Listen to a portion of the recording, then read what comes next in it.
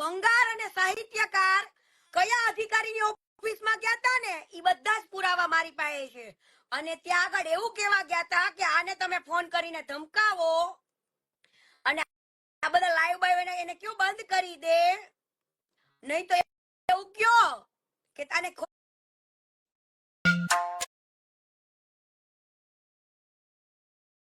ની અંદર એવું છે પબ્લિક ની હવે કોઈ ભૂલતી, કારણ કે ત્યાંની પોલીસ બી બહુ સારી છે.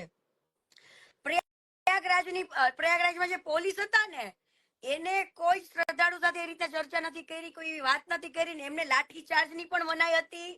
ત્યાં યોગીજીએ સખ્ત મનાઈ કરી હતી કે કોઈ પણ યાત્રીને પ્રોબ્લેમ ના થવી જોઈએ અને કોઈ યાત્રીની પોલીસ તરફની ફરિયાદ ના આવવી જોઈએ. એટલું સરસ મજાનું આયોજન છે, એટલું મેનેજમેન્ટ છે જ. હું ખુદ જોઈને આવી છું. અને જે ભાગદોડ થઈ હતી ને એટલા એરિયાની અંદર ભાગદોડ કોઈ મચાવી હશે, એ થોડુંક ઇન્ટેન્શનલી હશે કઈક.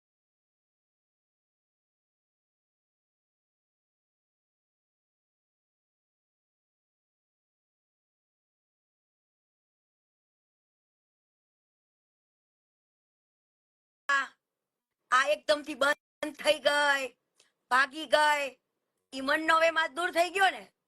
કીર્તિ પટેલ ભાગવા વાળી નથી અને કીર્તિ પટેલ ડરવા વાળી નથી. તમને લોકોને એટલી તો ખબર પડી ગઈ હશે કે સાચી વ્યક્તિને ચૂપ કરવા માટે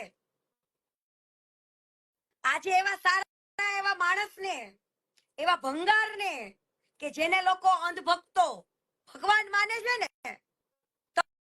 તમને શું લાગે છે એને ડરાવના કોલ નહીં કરે કે કર્યા હોય, ધમકી ભર્યા કોલ નહીં કરાવતો હોય, મારી નાખવી છે, કાપી નાખવી છે, હે મારા નામની સોપારીઓ દેવાય છે, એ આખું લિસ્ટ છે.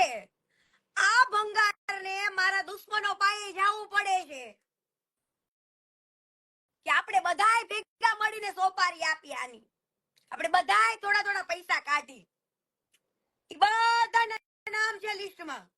શું સાચા માણસને મારવા માટે તમારે લોકોને ઊભા કરવા પડે, એવા લુખ્ખાઓને તમારે ફોલો કરવા પડે, એવા લુખ્ખાઓને તમારે લુખ્ખાગીરી કરવા, દાદાગીરી કરવા મોકલવા પડે. ત્યાં આગળ જ તમે સાબિત થાવ છો. જે માણસ સેવા કરતો હોય ને એટલીસ્ટ આવા લુખ્ખાનો સહારો તો ન જ લે. એટલું બધું હોય ને તો એક વિડીયો બનાવીને કીધું હોય કે ભાઈ મારી મેટર છે, મને કે છે, હે હા હું ગમે એવી હોય, પણ તું એવડો મોટો જો ભગવાન હોય લોકો માટે, તો તું એક દીકરીને જે સચ્ચાઈ બોલે છે, સત્ય બોલે છે, એના સામે તે કેટલા લુખ્ખાને ઉભા કર્યા. સુરત